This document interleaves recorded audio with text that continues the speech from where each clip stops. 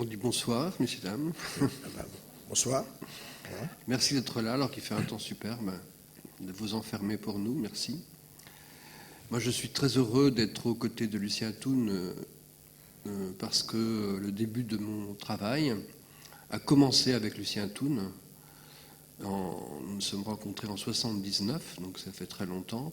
Et mon premier spectacle a été joué à Beaubourg en mars 80, parce que le lieu dans lequel nous travaillons aujourd'hui, où il travaille, le jardin d'hiver, Cité Véron, n'existait pas encore. Il est né, ce lieu, en 86, c'est ça ? Non, 81. 81.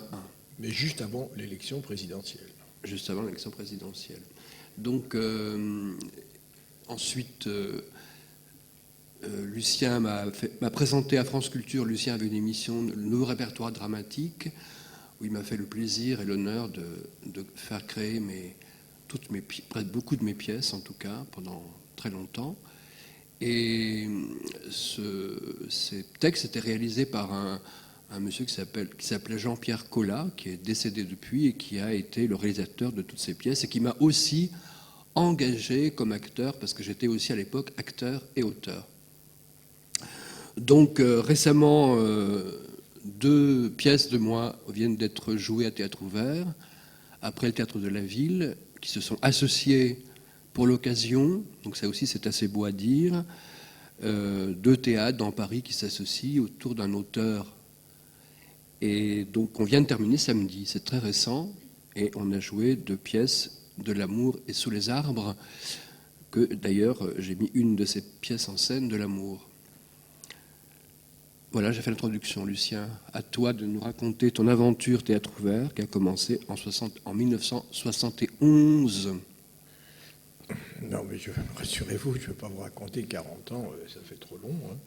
En fait, je dis parfois avec une distance que moi j'ai eu droit à mes 3 glorieuses, pas 30, mais 3. C'est-à-dire que j'ai commencé à travailler avec les auteurs, parce que les auteurs contemporains m'intéressaient. D'abord par justement France Culture, où j'ai fait cette émission qui s'appelle Nouveau Répertoire, et dans laquelle j'ai eu la chance de pouvoir donner à entendre des textes nouveaux d'auteurs de théâtre, mais non pas du théâtre à la radio, on appelait ça le théâtre pour aveugles, mais du théâtre qui pouvait devenir du théâtre sur un plateau ensuite. Et pour vous donner une idée, par exemple, on vous parlait beaucoup de Bernard-Marie Coltès, mais la première fois où on a entendu un texte de lui, c'était à France Culture, c'était donc dans mon émission, c'était en 72. Vous voyez. Et donc il y a eu cette année de France Culture. L'année suivante, j'ai fait une collection aux éditions Stock, qui s'appelait Théâtre Ouvert, dans laquelle j'ai publié un certain nombre d'auteurs nouveaux aussi, qui n'avaient jamais été publiés au théâtre. Et puis en 71, c'était la réponse à un défi que m'avait lancé Jean Vilar. Vous savez que Jean Vilar a créé le Festival d'Avignon et il s'est beaucoup intéressé aux auteurs contemporains, mais il n'y est pas arrivé comme il aurait souhaité. Il disait souvent entre Claudel et Adamov, je choisirais toujours Adamov, mais enfin c'était pas aussi simple que ça. Et je faisais donc une émission pour France Culture, et à l'époque c'était le grand luxe, c'était pas comme ici, hein, on faisait l'émission dans une salle de classe, et Claire Jordan, qui était la productrice de l'émission, me disait « À vous, Lucien Atoun », et il était 9h07, et je devais rendre l'antenne à 11h, c'est-à-dire 1h53 d'antenne, sans disque, sans rien. Et j'avais appris que Jean Vilar allait passer la main, enfin, disait-il, ou disait-on, à George Wilson pour diriger le Festival d'Avignon. Et donc, évidemment, croyant que je détenais un scoop, j'ai demandé à Jean Vilar s'il voulait venir en direct avec moi le lendemain pour parler. Il m'a dit oui. Et puis, j'ai demandé à George Wilson s'il voulait. Il m'a dit oui. Et comme je me méfiais un peu d'eux, j'ai demandé à un jeune homme qu'on commençait à découvrir, qui allait être un des grands inventeurs du Festival Off, c'est-à-dire André Benedetto, de venir. Comme ça permettait d'avoir un entracte, une respiration. Si l'un des deux metteurs en scène voulait sortir, ça permettait de... Et bien sûr, comme dans les mauvais romans, la veille de l'émission, on m'a dit « Monsieur Vilar s'est trompé ». Et il a rendez-vous avec son médecin. Donc, irresponsable, comme j'étais jeune, j'ai dit ça n'a pas d'importance. Et le lendemain, je me suis Parle bien dans le micro, Lucien. Hein, pardon? Parle bien dans le micro. Je parle bien dans le micro, ah oui, ah bon. Et le lendemain, j'ai trouvé un mot, donc George Wilson a eu un malaise dans sa loge, il ne vient pas.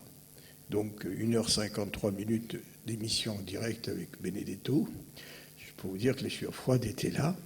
Et il se trouve que beaucoup de jeunes comme vous, qui faisaient du théâtre, mais qui arrivaient un petit peu à Avignon, qui me connaissaient, voulaient que j'aille voir leur spectacle. Et ils sont venus avec des affiches, des tracts. Moi, je disais, vous me dites rien, vous me lisez ça à l'antenne. Donc on a fait un happening.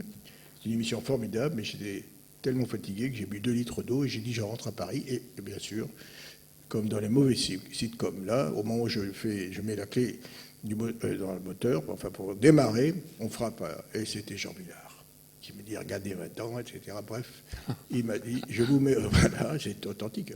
Et il m'a dit je vous mets, il m'a dit, ben, je lui ai dit moi je m'en fiche, de toute façon je rentre chez moi, je ne reste plus au festival. Il m'a dit pourquoi? J'ai dit parce que vous faites rien pour la jeune création, pour les auteurs. Il m'a dit j'ai tout essayé, on peut rien faire. Je vous mets au défi. Voilà. Alors je lui ai dit, moi je suis journaliste, je dis ce que vous faites, vous, en tant que directeur, et je suis rentré.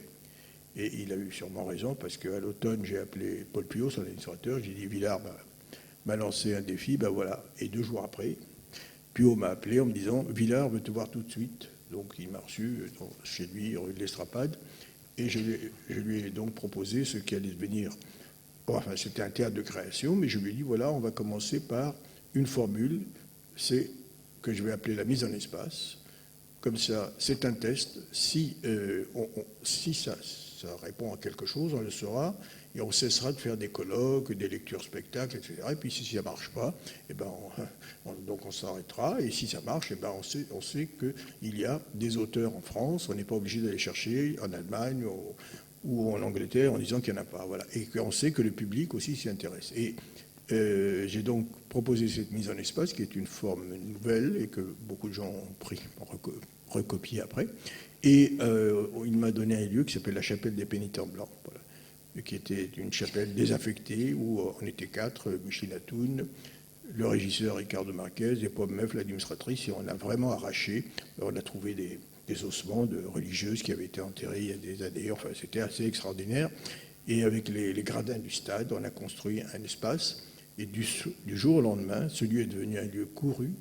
Et la mise en espace démarrait avec Jean-Pierre Vincent, avec un auteur qui s'appelle Rezvani. C'était le camp du Drap d'Or. Et du jour au lendemain, la chapelle des pénitents blancs est devenue le lieu le plus couru du festival d'Avignon. Voilà comment ça a démarré. Et puis après, on a mis un certain nombre de boîtes d'action. Et effectivement, un jour, on nous a demandé de nous installer à Paris. Et nous avons donc aménagé un espace théâtral dans un lieu assez magique, puisque c'est là, nous sommes le jardin d'hiver est adossé au Moulin Rouge, avec les ailes qui tournent, mais sous la terrasse des 3 satrapes. Et les 3 satrapes, c'était Jacques Prévert, c'était Boris Vian, et le 3e, c'était le chien de Prévert, qu'il a appelé Hergé. J'ai jamais su comment il écrivait Hergé, mais enfin, moi je suppose que ça doit être renseignements généraux. Mais bref, donc cette terrasse célèbre, vous pouvez venir la voir, il y a encore la moto de Boris Vian qui est là et que les Américains viennent filmer régulièrement. Mais il s'est passé beaucoup de choses, c'est leurs amis, les amis de Vian, les amis de Prévert. Et nous, sous cette terrasse, on a construit un théâtre, et qui s'appelle donc le Jardin d'hiver, dans lequel nous avons un certain nombre d'aventures, et dans lequel Philippe a été avec nous depuis longtemps. C'est-à-dire qu'en fait, quand on faisait les mises en espace, on les a démarrées à Avignon, et puis avec le soutien du ministre de l'époque, c'est-à-dire Jacques Duhamel, et puis après, en 1976, le ministre, qui était Michel Guide, a dit « il faut que vous soyez permanent, mais vous allez être itinérant ». Donc on se promenait, et c'est comme ça que, par exemple, nous avons passé une commande à Michel Vinavert, et on a demandé à Alain François s'il voulait assurer une mise en espace itinérante dans la région où il travaillait d'abord, c'est-à-dire en Savoie et Haute-Savoie. Et Jacques Kramer, qui dirigeait le théâtre populaire de Lorraine, a dit « est-ce qu'on ne peut pas venir aussi chez moi ?» Donc on est allé avec une mise en espace d'une pièce qui s'appelle « Les travaux et les jours » de Michel Vinavert, dans une mise en espace donc d'Alain Françon. On est allé à Metz, et là, il y a un jeune homme, ça c'est mon histoire, lui il dit que c'est pas comme ça que ça s'est passé, je sais rien, mais enfin, il y a un jeune homme qui s'est avancé vers moi, il m'a dit voilà, il paraît que vous vous intéressez aux auteurs contemporains, j'ai écrit une pièce, donc je lui ai dit envoyez-la à Théâtre Ouvert, donc ce jeune homme c'est Philippe Pinella, Et nous avons lu la pièce. Il y avait avec nous une collaboratrice qui nous a quittés puisqu'elle a disparu, mais qui était une femme formidable, qui s'appelait Dominique Jean. En fait, l'équipe a lu, et on a décidé l'année suivante, d'une part, de passer de la mise en espace à la mise en scène. Donc, des travaux et des jours ont été mis en scène à Beaubourg, qu'on nous a demandé d'inaugurer, parce que le président Pompidou n'aimait pas beaucoup le théâtre, donc il n'y avait pas de théâtre à l'époque de prévu, et la mise en espace, donc Carteia de Philippe Miliana. Et je crois que depuis, on ne s'est pas souvent quitté. Voilà, en gros et en résumé, je ne sais pas, ça va comme ça? Oui. Mais ce qui est très troublant par rapport à cette histoire de Vinavert, de Michel Vinavert, c'est que il y a eu cette rencontre donc faussement hasardeuse dans les sous-sols de Beaubourg en 80, mais c'est que en 2000, j'étais inscrit au programme du Bac Théâtre en 2000 et 2001. Et les éditions théâtrales ont publié un livre de Michel Corvin, Miliana, la parole visible, et une revue sur Michel Vinavert en même temps. Donc il y avait comme ça des rencontres avec Michel Vinavert très troublantes. Et quand on m'a demandé ensuite qui me succéderait au programme du Bac Théâtre, j'ai dit Michel Vinavert. Donc j'ai ensuite été le modérateur, à Théâtre Ouvert entre autres, des rencontres entre le public et Michel Vinavert. Donc c'est très étrange ce genre de parcours où je vais un peu par hasard dans ce théâtre qui était du préfabriqué à l'époque, maintenant c'est du solide, et de venir voir ce travail. Je ne savais absolument pas qui était Michel Vinavert, ni Lucien Atoun, ni Théâtre Ouvert, ni ce que c'était qu'une mise en espace. Et j'ai vu des acteurs avec des textes à la main et des bouts de décor. Et je crois que ça m'a marqué. C'est en vous le disant que je réalise que je crois que j'ai une espèce de sainte horreur des décors très bien faits, très finis, des lumières très finies, etc. C'est un tel choc, je pense, pour moi, de voir cette chose inaboutie. Je trouve que l'infini, je veux dire, l'infini est pas fini et le fini, c'est fini, quoi. Donc, quand c'est trop fini, un spectacle, ça m'ennuie terriblement. Là, il y avait du risque, il y avait ces gens qui ne savaient pas vraiment encore le texte, il y avait du trouble, il y avait du vivant, il y avait des erreurs, il y avait ça boitait. Je dois dire que j'ai préféré la mise en espace et la mise en scène, qui était beaucoup plus sage, beaucoup plus propre. Et j'avoue que moi, je me permets de faire des mises en scène. Je reste dans cet endroit indéfini, cette zone intermédiaire entre ce qu'on appelle mise en espace et mise en scène. C'est-à-dire cette chose un peu où on voit tout, où il n'y a pas de frontières, où la zone en principe cachée qui est la coulisse est visible, que les changements sont visibles, et ça m'émeut beaucoup de voir des acteurs au travail. Oui. C'est-à-dire que ça soit bien clair, la mise en espace n'est pas le début d'une mise en scène.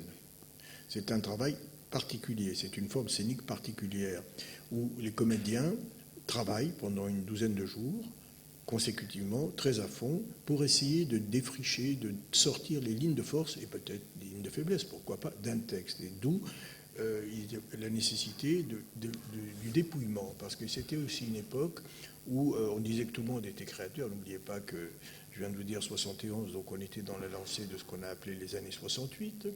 Et donc tout le monde était créateur, il n'y a plus besoin d'auteur.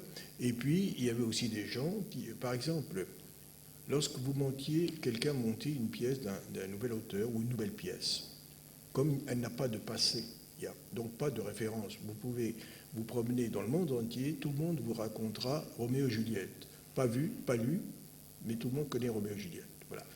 Il y a des repères. Tandis qu'une pièce nouvelle, il n'y en a pas. Alors, quand le spectacle est englué dans beaucoup de décors, parce que le metteur en scène a un problème avec le texte nouveau, ou beaucoup de dramaturgie, comme on dit, etc., eh bien, si le spectacle est raté, vous pouvez lire toutes les critiques de l'époque, à coup sûr, l'auteur n'a pas de talent. Si le spectacle est réussi, l'auteur, à coup sûr, non, plutôt le metteur en scène, à coup sûr, a du talent. L'auteur, peut-être. Voilà. C'était un peu ça. Et c'est contre ça, si vous voulez, que nous avons réagi. Et c'est pour ça que cette mise en espace permettait aux gens, qui sont dans la salle comme vous, d'inventer le spectacle futur. C'est-à-dire on fait appel, et on continue à faire appel à l'imagination des spectateurs. D'ailleurs, Philippe n'aime pas toujours ça, mais il a fini par s'y habituer. À l'issue de chaque mise en espace, on dialogue à chaud, et sincèrement, sans pouvoir tricher, il y a l'équipe artistique qui est là, et le public dit ce qu'il a ressenti, ce qu'il a compris, ce qu'il n'a pas compris. Voilà. Et parfois, on passe effectivement à l'étape suivante, qui est la création, le vrai spectacle. Je ne sais pas si vous êtes je ne vois pas beaucoup si vous êtes des gens de théâtre, tout ça, mais c'est pour donner un exemple.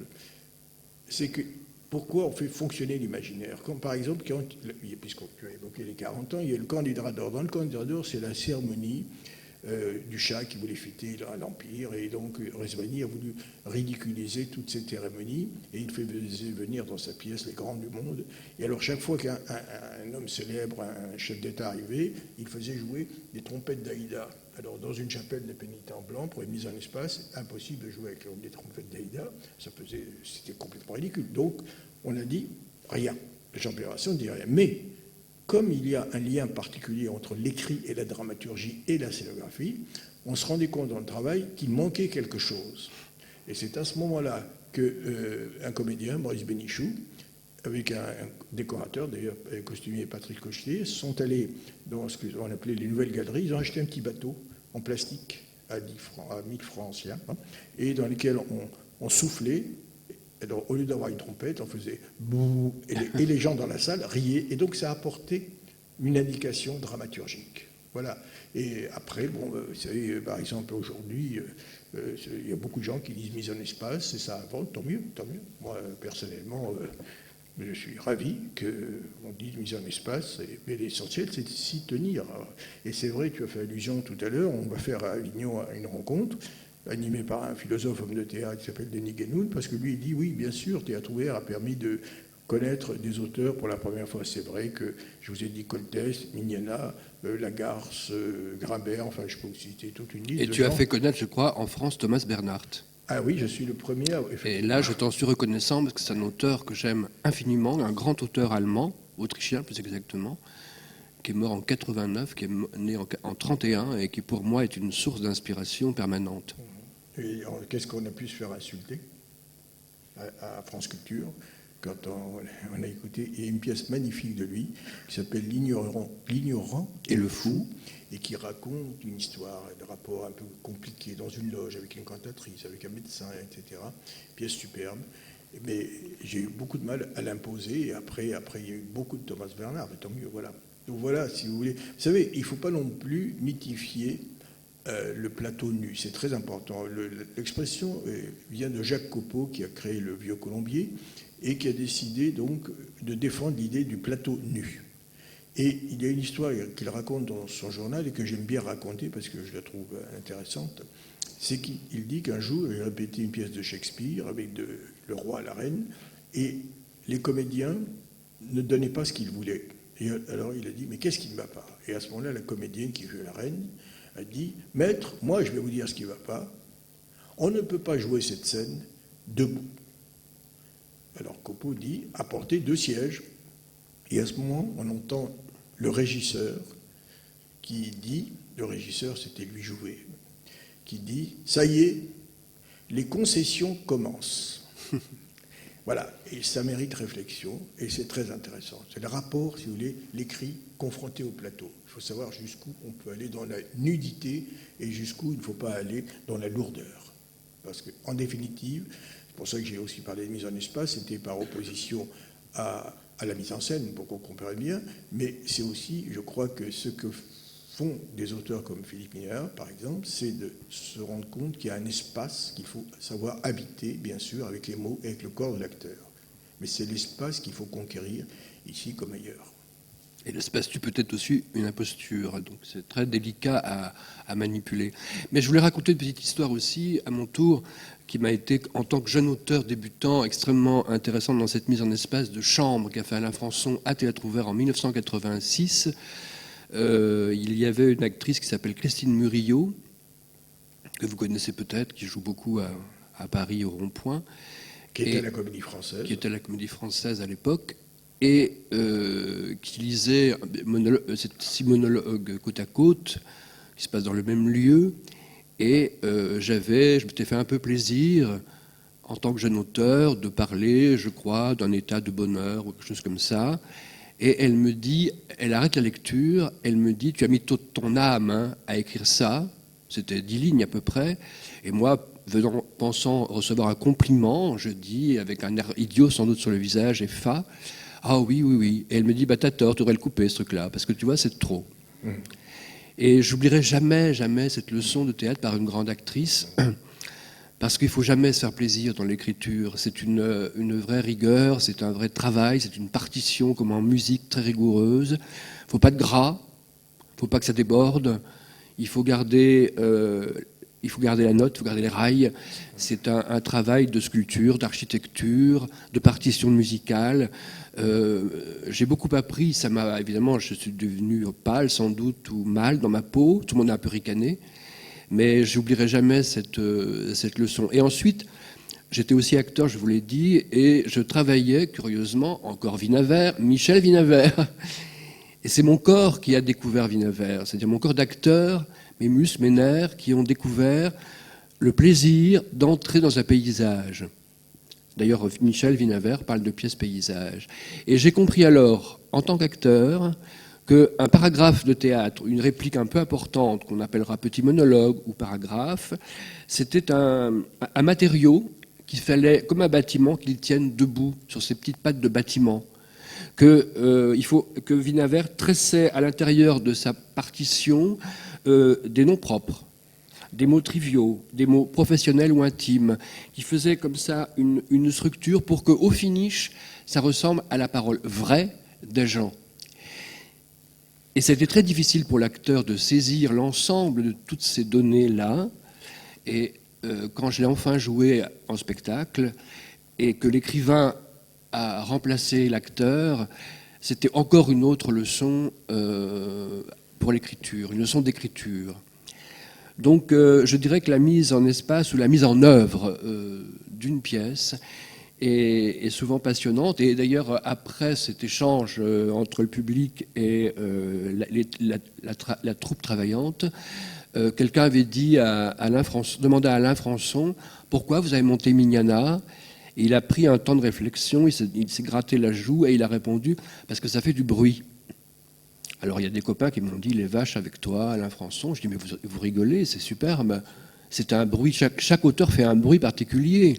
Lagarde, c'est du Lagarde, Coltès, c'est du Coltès, etc. » Thomas Bernhardt, même traduit, c'est du Thomas Bernhardt. On reconnaît immédiatement la façon de faire, comme on reconnaît la marque de Yves Saint-Laurent ou de Jean-Paul Gaultier, ou un bâtiment de Jean Nouvel, ou un bâtiment de Renzo Piano. Je veux dire, chacun a sa note, sa couleur, son rythme, sa musicalité. Et donc, je pense que moi, j'aime beaucoup travailler avec des acteurs. Je fais beaucoup de formations d'acteurs depuis très longtemps, dans des conservatoires, dans des cours, dans des théâtres, parce que justement, toujours cette confrontation entre l'essentiel qui est comment on parle le texte. C'est pas tellement mon personnage. J'ai horreur cette question qui sert à rien. Le personnage, c'est l'acteur. Il y a des figures théâtrales et l'acteur entre dans la figure et il met son poids, sa sueur, son odeur et devient le personnage. La personne devient le personnage. Mais c'est comment, je dis toujours aux acteurs, comment il parle un tel ? Fort, pas fort, assis, pas assis, debout, loin, près. Des choses très bêtes, très très bêtes. Et comment ça se prononce ? Et donc, moi j'aime beaucoup, je dis souvent aux acteurs, chantonner. Chantonner, ça ne veut pas dire faire des petites chansons, mais ça veut dire reconstituer le chantonnement naturel de la parole humaine. Si on enregistre la parole humaine, ça fait des variations comme ça, qui ressemblent à des ritournelles, qui est l'échange commerçant, l'échange de loin, comment ça va, tiens, je pense ça, tu veux quoi aujourd'hui ? Cette chose comme ça, lancée, envoyée comme on envoie des flèches ou des cailloux. Et souvent, on ne confronte pas l'acteur à l'exercice pur de la langue. À côté des alexandrins, on est bien obligé, mais sinon, toute langue de théâtre doit être traitée comme un alexandrin. Oui. Et je me souviens de l'attitude de Coltès, qui est donc dans la bande de la même génération que moi, à laquelle nous étions. Et la première je vais dire une chose terrible, énorme, la première de Key West par Patrice Chéreau à Nanterre, j'étais à côté de Bernard-Marie Coltès, et il a failli s'évanouir, parce qu'il y avait un tel amas de décors, d'apparition d'une tonne 3 d'eau, des rampes totalement de projecteurs, des containers rouges et bleus qui fonctionnaient pour la première fois de la régie de façon électronique. Et M. Chéreau faisait joujou avec tout ça, ce luxe-là qu'on pouvait se payer à l'époque, ce qui n'est plus le cas. Et la pièce de Bernard Marie était inaudible. Et je me souviens très bien d'avoir vu Maria Cazares dire un monologue. Je voyais son chignon et ses bouts de pied. Elle était derrière le container. Donc, Chéreau a eu la loyauté de retravailler 15 jours de façon à ce qu'on entende la pièce. Le soir même, j'étais à côté, Patrice Chéreau a dit à Richard Peduzzi, qui était le scénographe, décorateur, et Bernard Maïcotes, il va falloir qu'on reprenne les choses autrement. Et dès le lendemain, ils se sont mis à retravailler. Pendant ce temps-là, il a pensé à un autre texte de Coltès qui s'appelle Solitude des champs de coton, qu'il a fait jouer à côté dans le même décor pour amortir le décor. Mais c'est vrai que ce travail est important. C'est ce que je vous disais tout à l'heure, il faut faire confiance. Tout à l'heure, tu évoquais Michel Vinaver. Michel Vinaver a été, en 1956, voilà un garçon, si vous voulez avoir du culot, et du culot qu'il avait. Il était d'abord, il va à New York un peu avant, et il apprend que Albert Camus est de passage à New York. Il va le voir, il dit « Monsieur Camus, j'ai écrit un roman, est-ce que je peux vous le donner ?» Camus était bien, il a fait le même coup que toi, tu vois, il a envoyé le chez Gallimard, il le lit, il le publie, premier roman. Il lui envoie un second roman, il le publie. Il lui envoie sa première pièce. Camus avait l'air de penser que c'était pas tout à fait ça le théâtre, et donc il l'a passé au directeur d'une collection de chez Gallimard, c'est-à-dire Jacques Lemarchand, et qui a lu et a dit « Je publie ». Donc cette pièce s'appelait « Les Coréens ». Elle a été créée par deux des plus grands metteurs en scène du théâtre contemporain, c'est-à-dire Roger Planchon, que Vinaver ne connaissait pas. Un ami a dit à Vinaver, parce que Vinaver travaillait pour Waterman, pour là-bas dans le coin à Annecy, et donc il lui a dit, il a mis dans le boîte aux lettres, 2 jours après, Planchon l'appelle, dit je monte la pièce. Il a envoyé à Jean-Marie Serrault, qui lit la pièce, il dit je monte. Donc la même pièce a été montée à 6 mois d'intervalle par 2 des plus grands metteurs en scène de l'époque, et qui ont inventé, qui ont monté Brecht, qui ont monté Ionesco, qui ont monté beaucoup de gens qu'on a découvert grâce à eux. Et on s'est dit, ça y est, on a un auteur qui va exploser, vous vous rendez compte ? Eh bien, Vinaver est resté dans le trou, comme il dit lui-même, plus de 15 ans. Personne n'a voulu de ses pièces ensuite. Et ce n'est que, donc en 72, quand on a un metteur en scène qui s'appelle Jean-Pierre Dougnac nous a envoyé la pièce, la demande d'emploi, qu'on a décidé de la programmer en mise en espace. Et à partir de là, Vinaver dit, la mise en espace m'a remis en selle. Et si je vous dis ça, c'est pas pour dire parce que c'est théâtreux, c'est parce que, pour revenir sur ce que tu disais, nous étions invités à Tokyo pour le 30e anniversaire de Théâtre Ouvert. Ça fait un peu snob, mais c'est comme ça. Bon. Et on est allé avec 3 auteurs, en fait, plus exactement avec les textes de 3 auteurs, c'est-à-dire Vinaver, donc la demande d'emploi, Anne-Marie, une autre génération, donc Philippe, et un texte souterrain d'Emmanuel Darlé, qui était un auteur de théâtre naissant, que vous avez donc vu cette saison-là. Et c'était assez émouvant parce que les Japonais, quand ils font les choses, ils les font sérieusement, même s'il y a des problèmes en ce moment. Donc ils ont traduit les pièces en japonais par des poètes japonais et ils les ont mis en espace. Et pour la pièce de Vinaver, qui raconte une histoire dans une entreprise, parce que Vinaver était à la fois auteur et directeur d'entreprise, eh bien, il y avait un moment extraordinaire, c'est-à-dire qu'il y avait une bande-son, parce que c'était le plateau nu, une bande-son très émouvante et très forte, très parlante. Et Micheline Atoun, qui était là, elle a dit qui a fait la bande-son. Et le régisseur a dit moi, madame, quand j'ai entendu cette pièce, j'ai reconnu toute ma souffrance dans l'entreprise. Je vous dis ça parce que c'est une pièce écrite pour l'entreprise française, si vous voulez, et 30 ans auparavant. Et elle répondait à quelque chose. Or, l'écriture de Vinaver, comme l'écriture de Mignana, n'est pas une écriture facile de prime abord. Elle n'est pas là pour vous faire plaisir, et vous devez rentrer dedans. Et c'est là où vous avez le plaisir. Et dans l'écriture, donc dans la demande d'emploi, par exemple, Vinaver faisait en sorte que, et c'est son écriture à un moment donné qui a parlé de tressage, et les personnages se recoupent, etc. C'est un peu un théâtre musical, si vous voulez. Et j'ai demandé au metteur en scène devant le public, après la mise en espace, est-ce que vous n'avez pas été confronté à des difficultés avec l'écriture de Michel Vinaver? Et il m'a dit, oui, monsieur. Au début, c'était très difficile parce que dans le théâtre de M. Vinaver, les personnages s'interrompent tout le temps. Et au Japon, Ce n'est pas poli. Mais c'est très important. Et lui, par exemple, qui a écrit donc Anne-Marie, c'est une commande que je lui ai fait pour France Culture. C'était ce qu'on appelait j'ai appelé des radiodrames, des radiodrames. Donc ça voulait dire, bon, tu écrivais une pièce qui ne dépassait pas 30 minutes, parce qu'à 30 minutes on coupe l'antenne, au moins 2 comédiens, enfin 2 acteurs qui jouent 2 à 3, 4, voilà. Et à part ça, chaque auteur inventait ce qu'il voulait. Donc il a écrit Anne-Marie, on l'écoute, mais je peux vous dire que quand on l'a amené à la radio, les gens de radio, tout à l'heure tu évoquais Jean-Pierre Collard, les gens de radio disaient mais qu'est-ce qu'on peut faire avec ça, etc. Il a fallu que Philippe parle avec la réalisatrice, qui depuis ne jure que par Philippe Mignana, et il y a eu cette pièce qui est passée. Et elle était tellement belle que Micheline Atoul lui dit, et si on la publie en tapuscrit chez nous, et puis après, il lui dit, si tu l'as montée toi-même. Je reviens parce que tu parlais du gras tout à l'heure. Et donc, il y a une version radio, une version éditée, et en fait, il y a une 3e version, celle qui a été travaillée par Philippe. Et tout d'un coup, Philippe, en tant qu'auteur, mais aussi en tant que metteur en scène, s'est dit, il y a peut-être un mot de trop, là. Et finalement, ce n'est pas tout à fait la même durée. C'est pas grand-chose. Mais c'est ce petit changement qui change tout. Mais quand je mets en scène, je suis metteur en scène, je suis contre l'auteur. J'aime beaucoup casser pour refaire. Et je pense vraiment, au bout de 30 ans de pratique, que le plateau a toujours raison.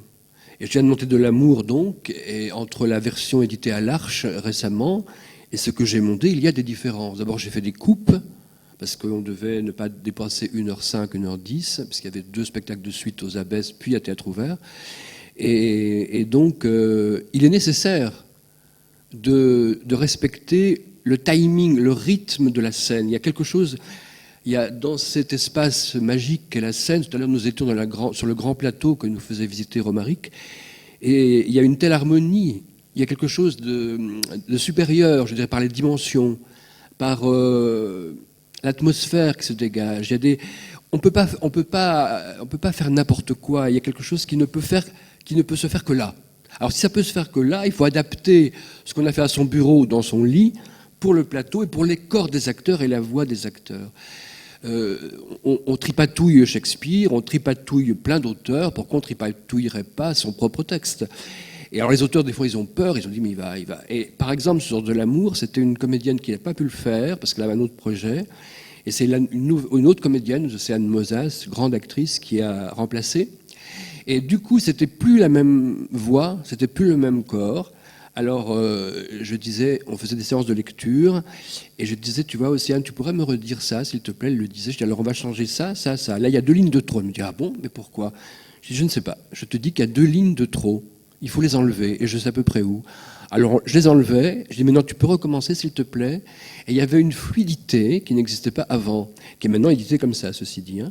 Et puis, il y a des mots qui étaient en rapport avec l'actrice précédente, qui était plus âgée, blonde, aux yeux clairs.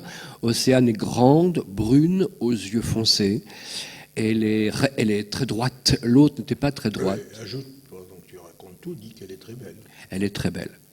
Elle est d'origine vietnamienne et espagnole. C'est une grande beauté. Et du coup... Vous avez pu la voir peut-être pas loin d'ici, quand elle a joué Marie Stuart dans la mise en scène de Side. À Lille. À Lille. Et donc, comme c'était Océane et plus l'autre actrice, eh bien, j'ai changé beaucoup de choses pour Océane. Et c'était un grand bonheur, ça aussi. Et pour l'acteur aussi, qui se sent tout à coup très vivant, très accompagné, très écouté. D'abord, elle a eu peur. Elle me dit, mais tu es sûr? Je dis, mais je suis certain, bien sûr, j'en suis sûr. Alors, on avait quelquefois 3 mots. Je disais, je te propose 3 mots. Tu dis les 3 l'un après l'autre. Alors, elle les disait. Je dis, on choisit celui-là, tu crois pas? Elle me dit, ou celui-là, je ne sais pas. Alors, on hésitait, puis finalement, on choisissait le mot. Et je trouve que ce que j'appelle le laboratoire théâtral, l'usine théâtrale, tout ce que vous voulez, tous les mots qu'on peut dire, qui est l'expérimentation, la mise à nu, la matière qu'on tripote, qu'on tripatouille, comme un artisan. Hein. Moi, je vois beaucoup la télé dans ces émissions, dans ces chaînes où on voit comment se fait une botte, comment se fait une faïence, comment se fait un vitrail. Moi, j'adore. Je me sens très, très proche de ces gens-là. Très proche. Si tu mets 15 grammes de trop de colle, ça va pas. Moi, j'ai vu, je me souviens, un reportage sur Yamamoto, le couturier japonais, qui se prenait la tête, c'est le cas de le dire, pour un ourlet. Est-ce qu'il faut rajouter 3 cm ou en enlever 3. Il enlevait 3, il remettait 3. Et ben, je regarde ça comme un thriller parce que je trouve ça passionnant. C'est ça un artiste, je crois. Oui, ce que tu dis, voilà, toi tu es un artiste, moi je ne suis pas un artiste, enfin je ne peux pas dire que je suis un artiste, donc, mais le travail, c'est intéressant ce que tu dis en tant que metteur en scène qui regarde le texte d'un auteur ou les rapports avec la comédienne, ou le gras dont tu parlais, etc.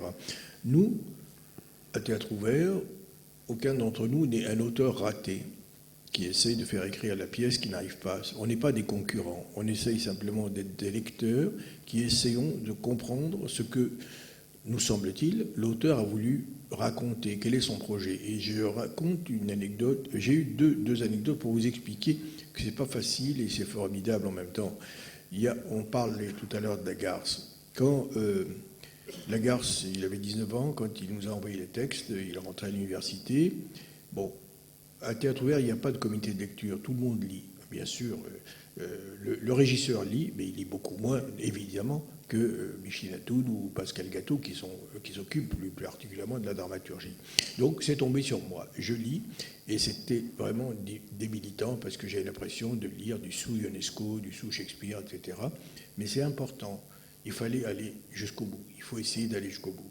Et effectivement, je suis allé jusqu'au bout et j'ai lui écrit, d'ailleurs il l'a publié dans son journal, c'est que je lui ai dit, moi j'ai l'impression que vous êtes sous influence, etc. Mais peut-être que dans les dernières pages, il y a une piste qui pourrait être la vôtre. Bon, 2 mois après, il nous a envoyé un texte et on l'a publié en tapuscrit. Voilà, tapuscrit, c'est une façon qu'on a inventée de faire circuler le plus vite possible, d'une manière artisanale, des textes qui nous paraît intéressant de faire connaître par le public, les professionnels. Mais vous voyez, simplement, on ne va pas dire à l'auteur, voilà ce qu'il faut faire, ce n'est pas notre travail. Et quelqu'un qui est beaucoup, beaucoup plus déjà mature que lui, puisqu'il s'agissait de Jean-Claude Grimbert, qui avait déjà du métier, qui a écrit L'Atelier, qui a été un immense succès. Je lis, là aussi, c'est moi qui lis une de ses pièces, et je lui dis, tu sais, j'aime bien, mais quand même, à la scène 5, je cale, je manque d'intérêt, quoi. Ma tension baisse, et mon attention baisse. Je ne comprends pas, bon, bref, il lit, et 15 jours après, il me redonne la pièce. Il me dit, ça y est, j'ai retravaillé la pièce. Donc, je la relis. Et je lui dis, maintenant, la scène 5 est magnifique. Et il m'a vexé parce qu'il m'a dit, je n'y ai pas touché.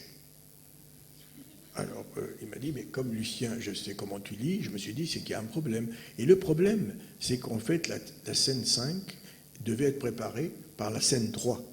Et c'est la scène 3 qui préparait mal à la scène 5. Donc lui, il a compris où était le problème, et il a réécrit la scène 3, mais pas la scène 5. Mais moi, je ne peux pas savoir ça, sinon je suis auteur, et je ne veux pas être auteur. Ça, c'est une belle histoire, mais il faut dire, enfin, c'est pas du tout, comment dire, des compliments envoyés comme ça pour faire plaisir et pour... non, vraiment, c'est pas mon genre. Mais récemment, là, justement, Lucien a assisté à la générale de Sous les arbres et de l'amour, Sous les arbres mis en scène par Frédéric Maragnani, et donc de l'amour par moi, et Marine Alassay, qui était ma collaboratrice. Et il me dit après, tu sais, pourquoi vous avez mis 2 chaises anciennes alors que c'est toutes des chaises modernes? Eh ben, j'ai dit, c'est pour faire vrai, peut-être, qu'il y ait quelque chose d'intime, c'est l'intimité des gens. Il me dit, oui, mais alors ce matin, il n'y a qu'un type qui s'assied dessus, il n'y a qu'un acteur qu'on voit vieillir sur 30 ans d'ailleurs, un jeune acteur. Et il me dit, pourquoi tu n'as pas qu'une seule alors et qu'on mette en valeur? Alors je me dis, mais de quoi il se mêle d'abord? Puis en rentrant, je me dis, mais il a drôlement raison, Atoun, pourquoi il y en a 2 après tout? Surtout que l'autre était bancal en plus, alors. On avait la trouille tous les jours quand on répétait qu'elle se casse. Et je reviens le lendemain et je donne la consigne à ma collaboratrice et à l'équipe. Je reviens le lendemain et cette chaise ancienne, une chaise, elle n'a pas de date d'ailleurs, c'est une chaise, pas une chaise en ferraille moderne, elle est en bois.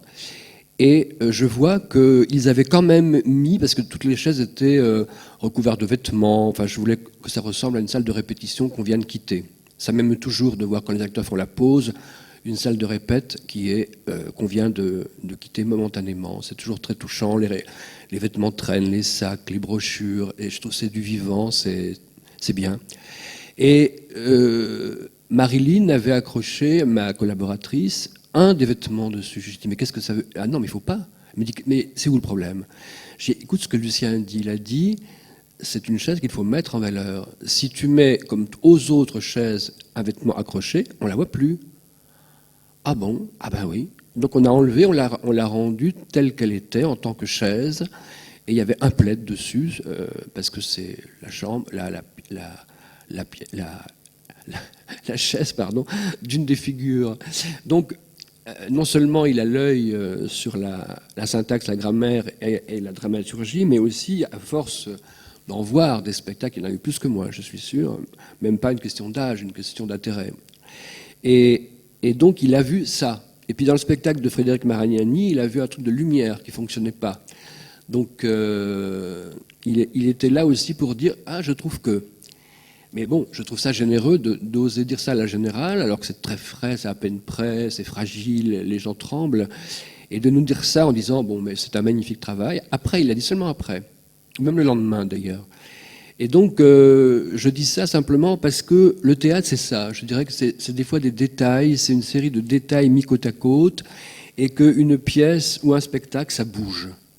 Et quand on le recréera dans un an en Picardie, ce sera encore peut-être un autre spectacle. Il ne faut pas oublier que les auteurs élisabéthains, notamment Shakespeare et ses petits camarades, parce que ça m'agace toujours qu'on ne parle que de Shakespeare, ils étaient 4 à écrire, c'était la mode de ces jeunes auteurs de 25 ans ou de 20 ans qui écrivaient. Quand on écoute bien une pièce de Shakespeare, on se dit tiens, mais cet acte-là, c'est bizarre, il ne ressemble pas aux autres. Ben non, parce que c'est un autre qui l'a écrit.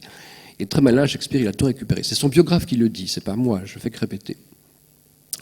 Eh bien, Shakespeare, quand je lis sa biographie, j'apprends qu'il dès qu'il a refait sa pièce, il la change, il la transforme, il la bouge, il l'adapte. Et il faut savoir ça, parce que quand un auteur dirait « il ne faut pas toucher une virgule », je trouve ça complètement idiot. D'abord, on ne met plus de virgule, d'abord, rarement. Et au contraire, je crois qu'une pièce, ça se transforme, ça se bouge, ça se modifie, ça... Regardez, Claudel, il a tout réécrit ses pièces. Il n'a pas forcément eu raison. À la fin de sa vie, il a tout réécrit. Mais on joue les premières versions de Claudel, on ne joue pas les secondes versions.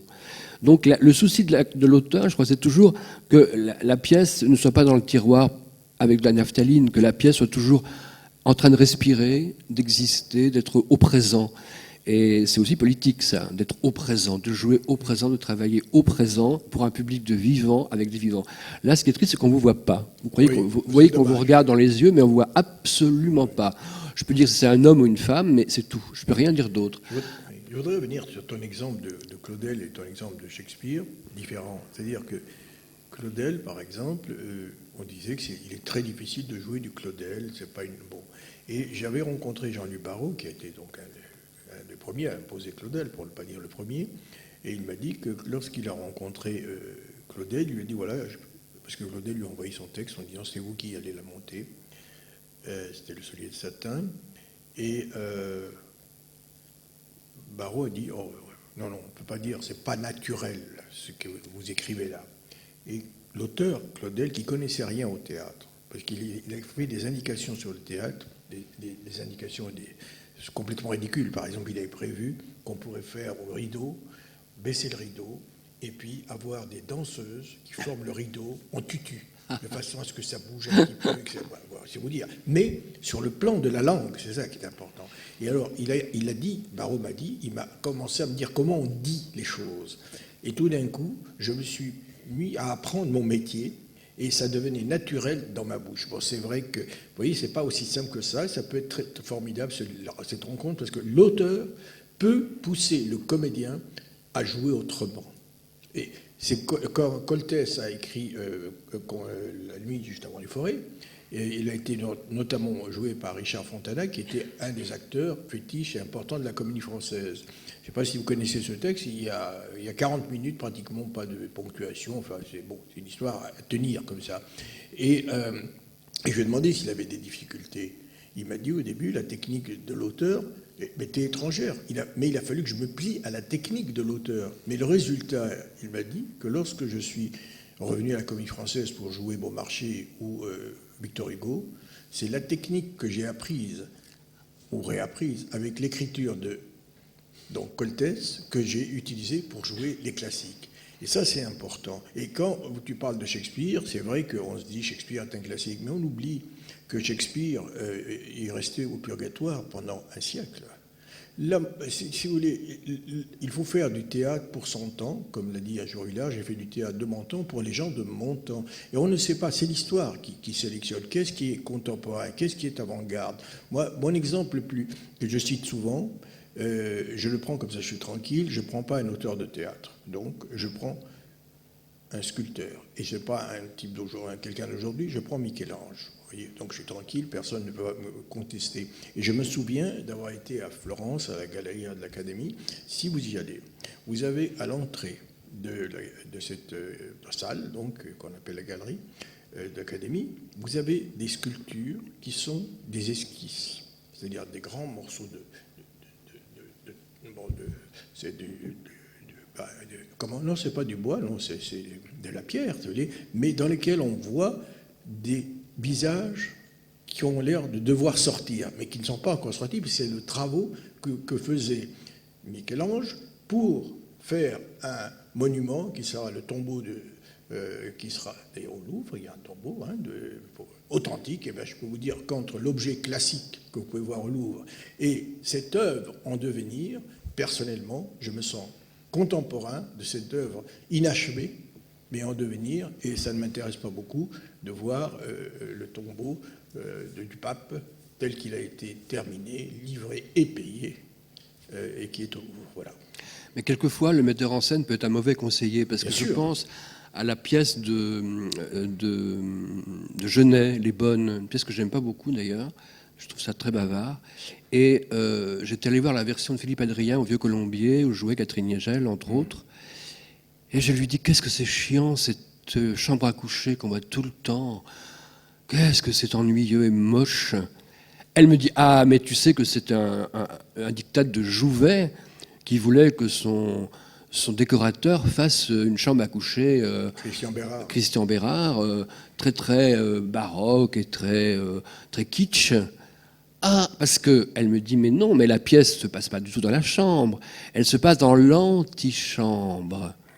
Et là, j'ai mieux respiré, j'ai compris. Ah, je dis, voilà, le poète avait raison, mais pas le metteur en scène. Et c'était Louis Jouvet. Bon, comme quoi, hein, personne n'est parfait. Absolument. D'ailleurs, toujours pour Assès Claudel, donc il y a eu la création du soulier de satin. Et donc, à la sortie, Jean Cocteau, qui était mauvaise langue, a dit heureusement, il n'y avait pas la paire. On dit que c'est Arletty qui a dit ça. Non, alors c'est Cocteau, voilà. Mais enfin bon, on peut dire. Mais si vous voulez, Genet était par exemple quelqu'un de très exigeant. Mais parfois, encore une fois, j'insiste sur le fait que quand les auteurs ont une cohérence dans leur vision de ce qu'ils veulent dire, c'est eux qui ont raison.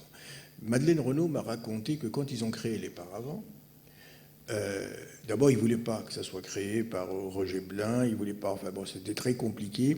Et puis, il y a Maria Cazares qui a lu le texte, et elle a dit non à Roger Blin. Alors, Genet était vexé, et il a convoqué, si j'ose dire, Maria Cazares aux deux magots, parce que c'est elle qui payait, et elle lui a dit, mais pourquoi voulez-vous que je joue? Donnez-moi une raison pour que je joue votre pièce. Tout ce que je vous raconte, c'est authentique, hein, c'est passé à France Culture, donc vous pouvez vérifier.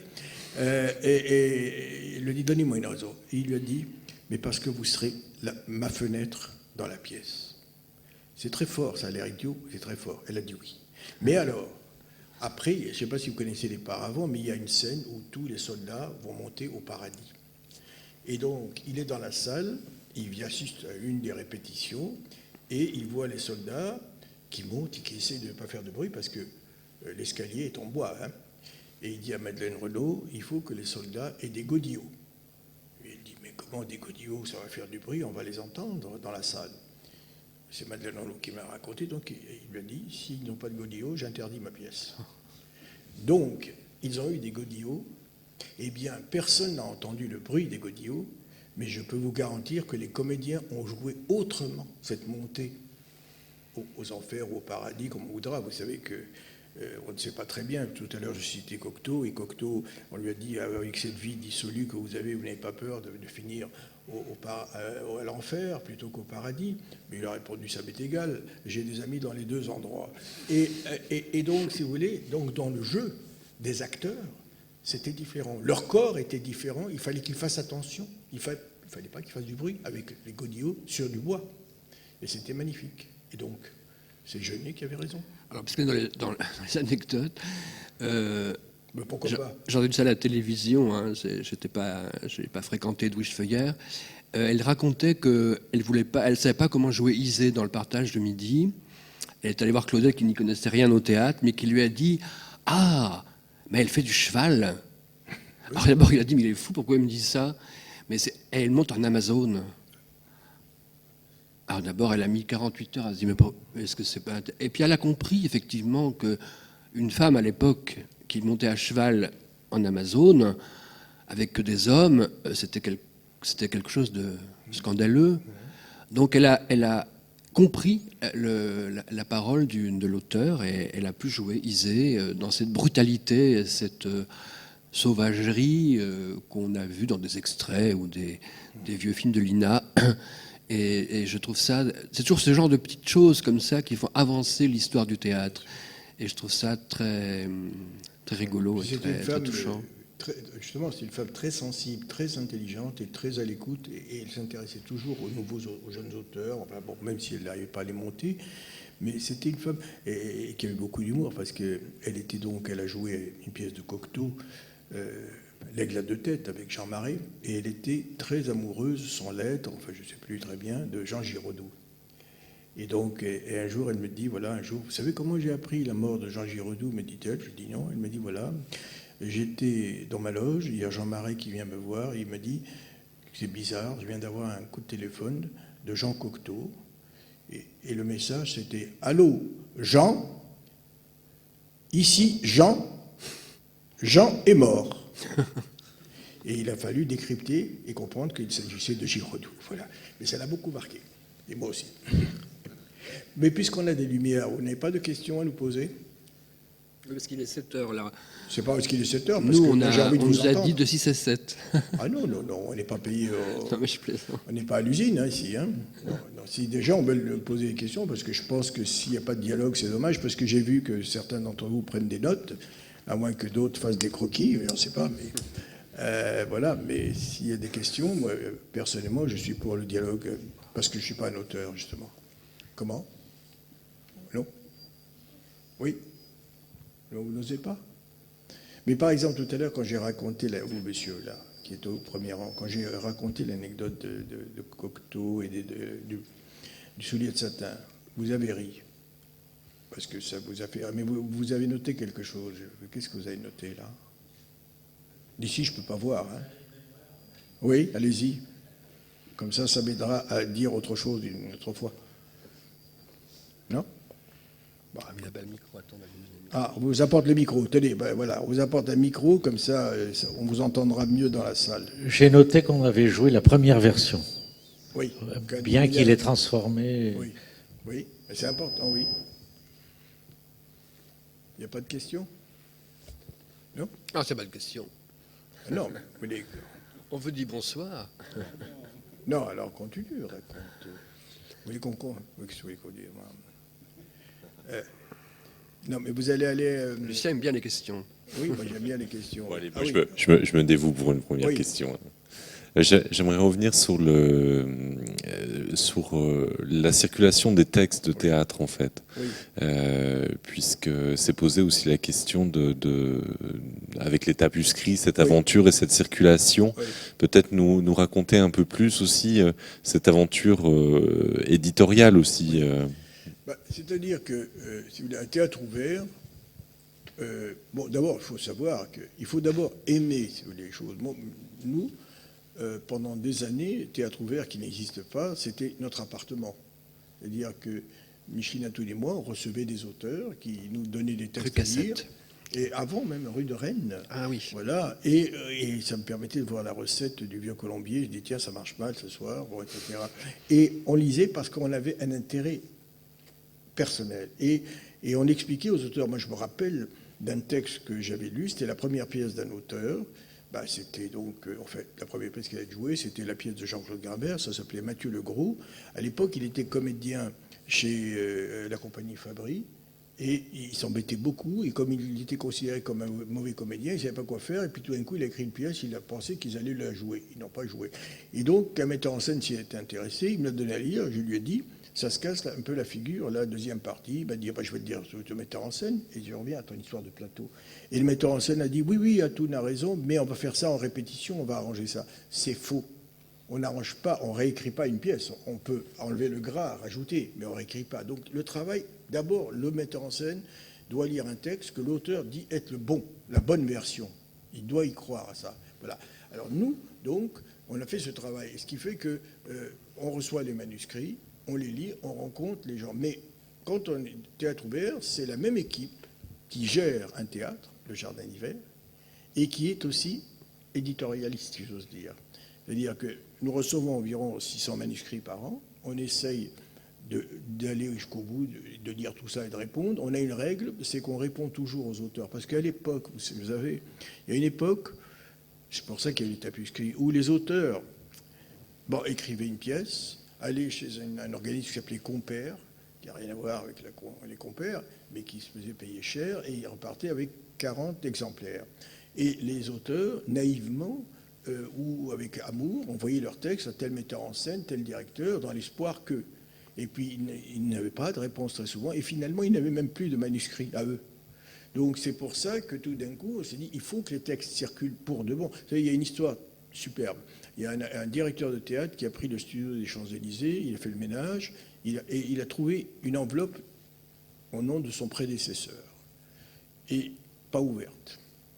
Donc, il a ouverte, et il y avait marqué « Monsieur, hier soir, c'était envoyé de Bordeaux, hier soir, j'ai assisté à une magnifique représentation de la maison de Bernardin, et moi, j'ai traduit une pièce de Bertolt Brecht, que jusqu'ici j'ai refusé de laisser jouer, mais vous êtes l'homme de la situation, je vous envoie la pièce, faites-en ce que vous voulez. » Mais il n'a pas ouvert l'enveloppe, comme je vous l'ai dit, et c'était Mercourage. Et voilà, c'est publié. C'est-à-dire qu'il faut que l'auteur ait quelque chose à nous dire, et que nous, on soit à son écoute. Ça, c'est important. Et c'est pour ça que la majorité, une partie de l'équipe, se consacre à lire un maximum de manuscrits, mais, je l'ai dit tout à l'heure, le régisseur, la secrétaire lisent aussi des manuscrits. Pas autant, sinon il n'y a plus de secrétaire, il n'y a plus de régisseur. Mais quand le régisseur vous dit « moi, je vois ce qu'on peut en faire sur un plateau », alors que l'autre dit « je ne vois pas », eh ben, ça peut changer la lecture de l'équipe. C'est important. Et donc, après, on fait une réunion, 2 réunions, parce que on fait tous des rapports écrits. On ne discute jamais d'un manuscrit verbalement. Il faut se mouiller, pardonnez-moi l'expression. On écrit noir sur blanc, j'aime, j'aime pas, et pourquoi. Si vous venez à Théâtre Ouvert, là, vous avez une 40aine d'années de manuscrits d'histoire. Mais personne n'a jamais vu, ça ne circule pas. Ces rapports de lecture, on ne les montre à personne. Donc, les gens de l'équipe de Théâtre Ouvert peuvent être sincères puisqu'ils savent que ça reste entre nous. Et parce qu'il y a le verbal, on explique. Et puis ça s'arrête à une lecture, ou on va à une deuxième, et une troisième, ça dépend. Voilà. Et puis parfois, on se dit, tiens, ce texte, il faut le faire circuler le plus vite possible. On s'était aperçu que l'édition théâtrale en France, hélas, ne marchait pas bien du tout. Donc on a dit, voilà, la secrétaire va taper le manuscrit aux normes. Et on m'a demandé comment il faut appeler ça. Alors, comme il y avait manuscrit, et comme c'était la secrétaire qui tapait, j'ai dit, ça s'appellera tapuscrit. Donc, et en fait, on avait acheté une machine à photocopier. On photocopiait à Théâtre Ouvert, rue Cassette, effectivement, le texte. Le camarade régisseur assurait un brochage artisanal et on envoyait cela au maximum de gens susceptibles d'être intéressés. Voilà. C'est comme ça qu'on sont nés les tapuscrits. Il faut que ça circule. Aujourd'hui, par exemple, on vous dit qu'il y a une pièce qui marche très très bien au rond-point, qui est maintenant à côté du rond-point, c'est-à-dire à Marigny. Ça s'appelle Le problème de François Bégodeau. C'est la première pièce de François Bégodeau. C'est nous qui l'avons fait travailler. C'est nous qui avons, à un moment donné, envie d'aller plus loin. Et puis un jour, on a publié le tapuscrit. Le tapuscrit est arrivé entre les mains notamment d'un metteur en scène, Arnaud Beunier. Il le lit, il vient, il nous dit « j'ai envie de monter la pièce ». On dit voilà le téléphone de l'auteur, mettez-vous d'accord. Ils se sont mis d'accord et c'est un des succès du théâtre. Voilà. C'est clair ? Ah, mademoiselle et monsieur. Ah, formidable. Donc, mademoiselle et puis après monsieur. Voilà.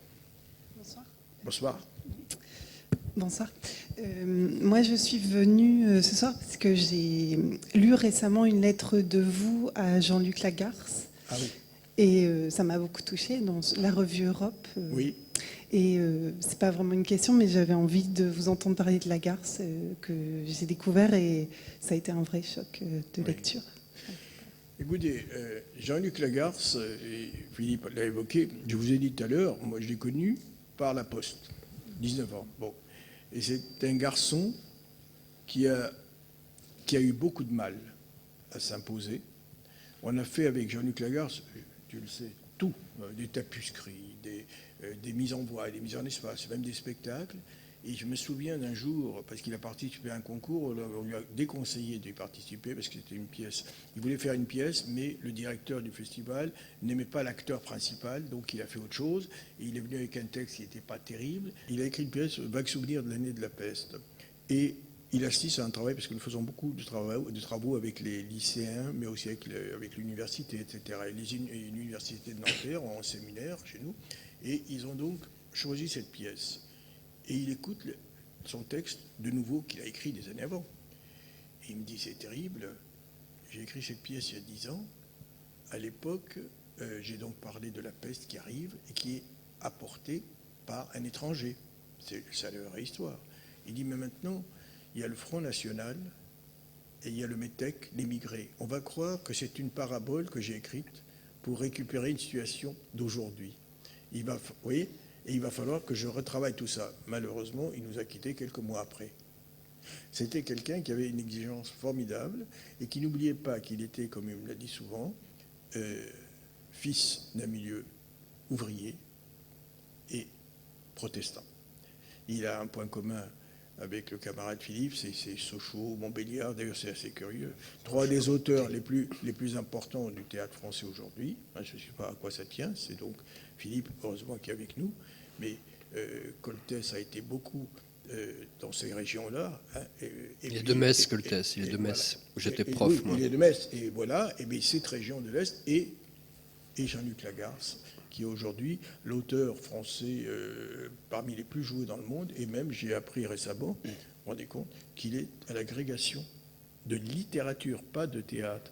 Et il y a 2 ans, on a présenté une pièce, un montage de son journal, les Boches d'un portrait, dans lesquels on a failli ne pas laisser faire, parce qu'on lit le parti écrit, je suis rentré, j'ai rencontré Atoun et Atounette, ma seconde maman. J'ai donc appris que ma femme était sa seconde maman. Ça fait un choc, vous voyez. Et en même temps, il dit, ils m'ont fait pleurer. C'est ce qu'ils m'ont dit. Alors, c'est terrible. Mais 2 mois après, il dit, j'ai retravaillé la pièce, je leur ai envoyé, et ils m'ont dit, on l'a publié en tapuscrit. Donc, voilà, si vous voulez. Mais c'est un homme très, très simple, très exigeant, et qui n'a pas eu la chance qu'il méritait de son vivant, mais qui a aujourd'hui une chance extraordinaire. Et quand on a fait donc Ébauche d'un portrait, il y avait des jeunes, des lycéens qui passaient par là, et Micheline a demandé aux lycéennes qui passaient, ça vous parle?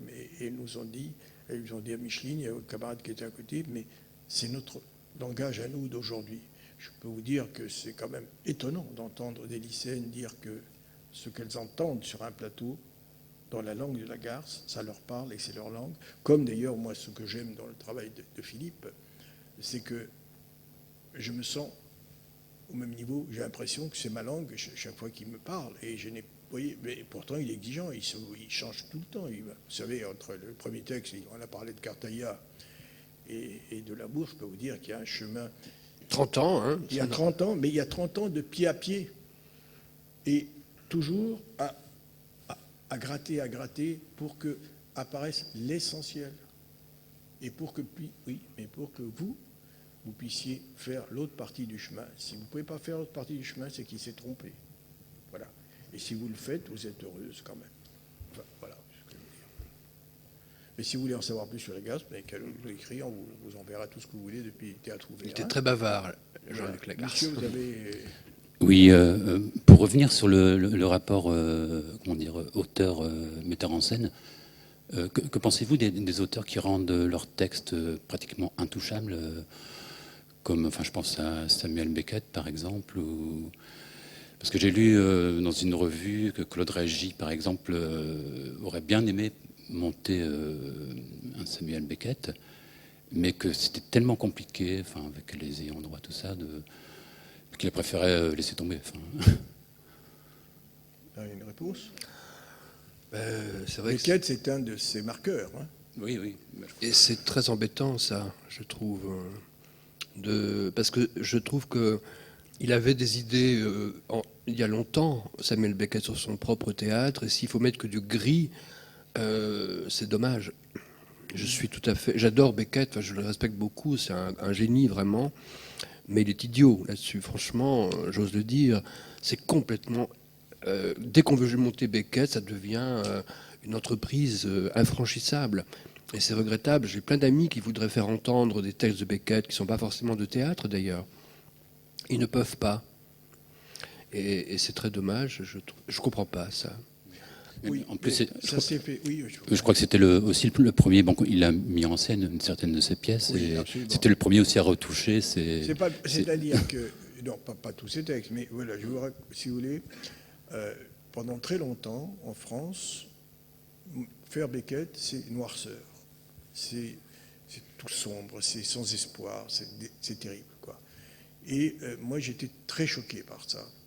Et un jour, j'ai assisté à une représentation en anglais. Et je connais que l'anglais de lycée, donc pas grand-chose, de fin de partie. Il y avait dedans un comédien que vous connaissez bien peut-être, parce que vous avez dû le voir à la télé, c'est Patrick Magny, vous savez, Monsieur Steed, vous savez, le chapeau melon. En fait, ce que vous ne savez pas, c'est que peu de gens savent, c'est que c'était d'abord un acteur beckettien. Et Beckett a écrit fin de partie pour lui. Donc j'assiste à la représentation et je ris tout le temps. C'était donc à contre-courant. Et je cherche, pour faire mon papier, le nom du metteur en scène. Il n'y avait pas le nom du metteur en scène. J'ai cherché, finalement, j'ai appris que le metteur en scène, c'était Beckett lui-même. Et donc, Beckett, quand il a monté sa pièce, il voulait qu'on rie. À telle enseigne que j'ai eu une grande dispute avec une revue londonienne, parce qu'ils m'ont demandé d'écrire sur l'avant-garde. Et j'ai dit qu'il n'y a pas de l'avant-garde, mais je peux vous dire des choses. Et j'ai dit que Beckett n'était pas un théâtre désespéré, qu'il y avait un espoir. Ils m'ont dit que j'étais complètement zinzin, mais qu'il allait le publier. Ben, ça me fait plaisir, parce que le directeur qui m'a dit ça a gagné sa vie après. Il a fait une pièce nulle, dégueulasse, qui s'appelle Au Calcutta. C'est lui qui... Donc il a changé de terrain, mais ça ne fait rien. Et donc j'ai rencontré Beckett et je lui ai dit, Monsieur Beckett, voilà, votre théâtre ne me semble pas totalement désespéré. Alors Beckett, il n'aimait pas beaucoup parler. Mais quand il disait peut-être, ça voulait peut-être dire oui. Voilà. Sinon, il disait non. Donc il m'a dit peut-être. Et après, il m'a rattrapé. Vous imaginez l'immense bonhomme que c'est. Il m'a dit, je ne peux pas vous dire que mon théâtre est un théâtre d'espoir, mais ce que je peux vous dire, c'est que mes personnages continuent. Mais c'est une clé formidable. Et c'est pour ça qu'il savait ce qu'il voulait. Et évidemment, c'est embêtant, parce que si vous regardez, par exemple, le manuscrit de Comédie, il a tout prévu. La musique, le nombre de mesures, l'éclairage, il dit là 45%, etc. Mais il avait une conception du spectacle. Mais les mots, chez lui, sont très, très importants. Et lorsque je vous parlais tout à l'heure de Madame Renaud m'a demandé de faire quelque chose, j'ai dit faisons les beaux jours à France Culture pour vous donner un coup de main. Elle m'a dit bon, etc. Là-dessus, je lis Oh les beaux jours. Relis, plus exactement, bien sûr. Et il y a des didascalies qui sont magnifiques. Qu'est-ce qu'on en fait? Ben, généralement, au théâtre, évidemment, on les coupe. Bon, moi, j'avais la chance, je faisais de la radio. J'ai demandé à Roger Blin, j'ai dit, tu vas jouer le personnage de Beckett. C'est Beckett qui nous raconte une histoire et qui est illustrée par Madeleine Renaud. Donc, toutes les didascalies ont été reprises par Roger Blin. Et finalement, ça donnait une force à la pièce extraordinaire, à telle enseigne que quand Lina a publié les coffrets sur Beckett, Oh les beaux jours, c'est cette version qui a été retenue. Bon, je ne veux pas vous raconter encore plein de choses. Voilà, je crois qu'il faut que... Qu'est-ce qu'on fait? On dit, on se prend congé? Ah, il y a une question, oui.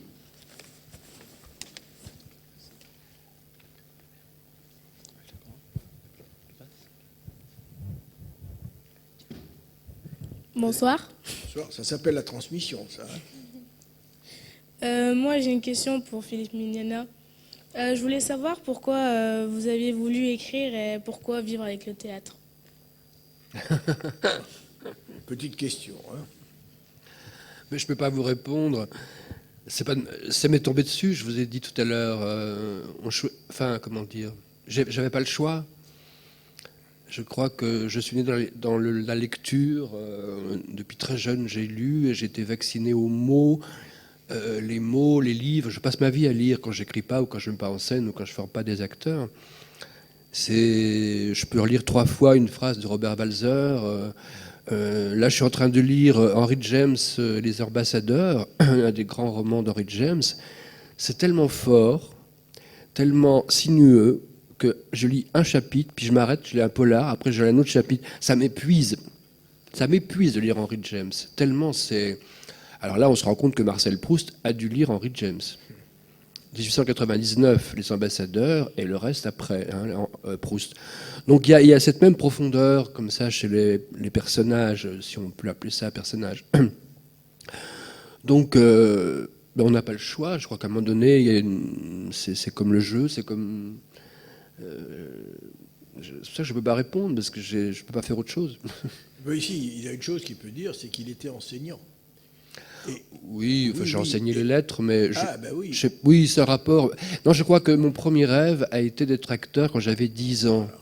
Et j'ai beaucoup fait de théâtre au lycée, en fac, beaucoup, avec une grande dame que vous connaissez peut-être, qui vient de mourir aussi, qui s'appelait Anne Hubersfeld, qui est une sémiologue du théâtre, mais qui faisait aussi de la mise en scène quelquefois avec les étudiants de Besançon, où j'étais, la ville aussi de Jean-Luc Lagarce. Et... vouloir être acteur, c'est le plateau. Alors j'étais acteur, et puis j'ai plus été acteur au bout d'un moment donné. J'avais des vertiges en scène, parce que mon corps me disait, mais arrête de monter sur scène tous les soirs à 20h30, va donc guérir dans ta chambre.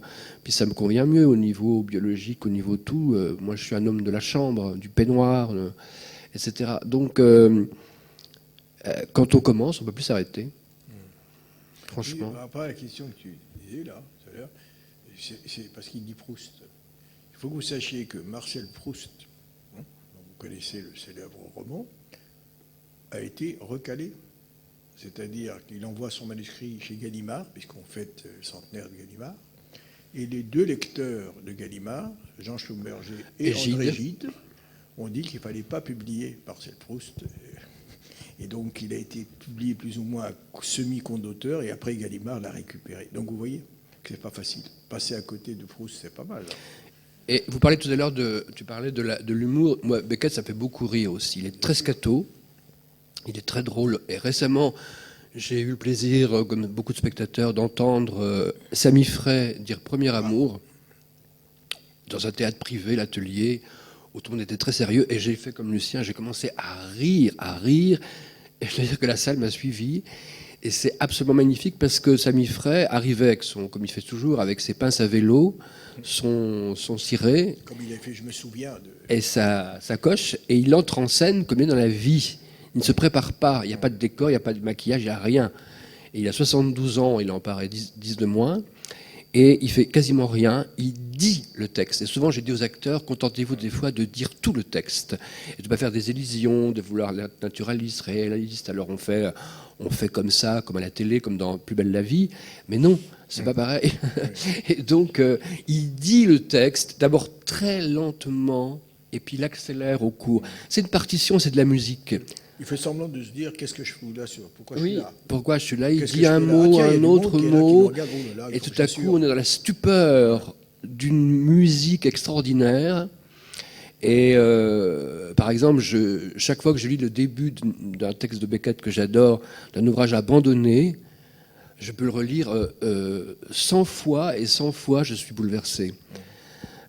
Souvent, les premières lignes d'un texte sont décisives. Une fois, j'avais beaucoup d'hésitation à lire Virginia Woolf. Je me dis, ces bonnes femmes anglaises comme ça, un peu... bref, je m'arrêterai là. Et puis, je vais dans une librairie et je lis les premières lignes de Mrs. Dalloway. Et alors là, je me dis, waouh. Et du coup, j'ai tout lu Virginia Woolf et je ne regrette pas, bien sûr. Les vagues, par exemple. Ouais, et donc, les auteurs qu'on dit difficiles, c'est pas vrai, en fait. Il faut faire un tout petit effort pour entrer dans la musique. Et Oh les beaux jours, qui est un texte que j'adore, que je lis chaque année, à peu près, très, très difficile à jouer. très difficile à jouer. Nous étions une fois avec Micheline et Lucien Toun et Judith Magre, Edith Scob, Michel Azama à Barcelone pour lire, pour des hommages à Coltès, etc. Et le théâtre en question, je ne sais plus lequel, à Barcelone, nous dit « On vous a préparé une surprise, mais alors, incroyable. » Et alors, ils ont fait un montage, Madeleine Renaud et Denis Jans jouant les mêmes scènes. C'était très dur pour Denis Jans, qui faisait l'actrice. Alors que Madeleine Renaud, qui est née avec le texte, il a créé toute sa vie, qu'il a joué toute sa vie, qu'il a écrit pour elle, qui est la première à l'avoir créé.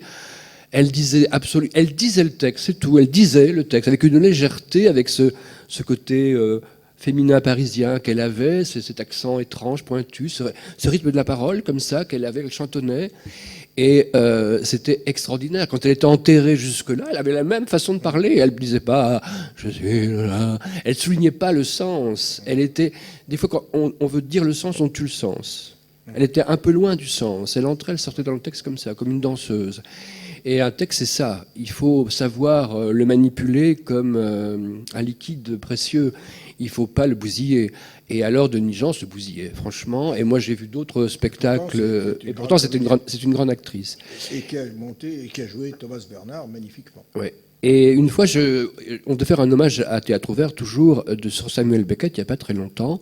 Et le rapport qu'on a avec Samuel Beckett, je dis, mais ça regarde personne, le rapport que j'ai avec Samuel Beckett. Moi, je veux dire Beckett, c'est la seule solution. Et j'ai lu Beckett dans le rythme, dans la partition. J'ai lu notamment Berceuse, que j'aime beaucoup aussi. Mais c'est un rythme, c'est des segments entassés, avec beaucoup de voyelles. Donc il faut y aller, il faut les dire, il faut rythmer ça.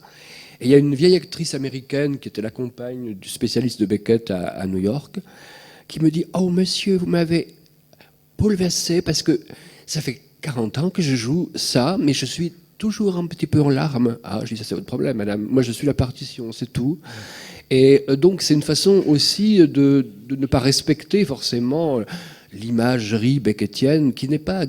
alors pourquoi il est gris Bon, Beckett, je sais pas, il avait des problèmes d'alcool. De toute façon, il ne faut pas oublier ça. Il disait des conneries des fois aussi, sans doute. Et donc, il faudrait effectivement...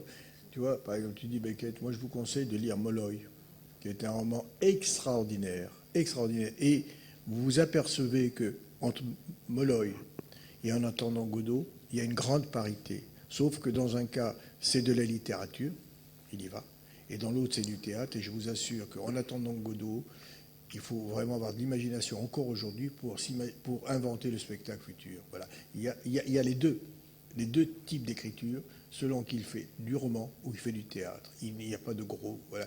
Et juste pour terminer, en tous les cas, sur les citations, ici, une clé par rapport à ce que tu viens de dire et par rapport à Lagarce. Vous savez que, bon, je vous ai cité Beckett, mais Ionesco aussi faisait partie de ce qu'on appelait bêtement le théâtre de l'absurde. Bon. Et un jour, Ionesco est venu à la maison parce qu'il ne pouvait pas boire du whisky chez lui parce que sa femme n'était pas d'accord. Et donc, il venait chez moi, il me culpabilisait. Mais alors, il m'a dit, j'en ai marre, je vais lire encore en papier. On a dit, je fais du théâtre de l'absurde. Alors, je lui ai dit, c'est un compliment. Il dit, non, le plus beau compliment qu'on puisse me faire, c'est de dire que je suis le successeur de Labiche. Et c'était pas une boutade. Et quand vous me parliez tout à l'heure de Lagarce, comme par hasard, Lagarce a admiré donc Ionesco à ses débuts, mais Lagarce a monté magnifiquement et Labiche et Ionesco. Donc la boucle est bouclée. Et voilà. Je ne veux pas vous prendre plus de temps maintenant. Merci beaucoup. Merci.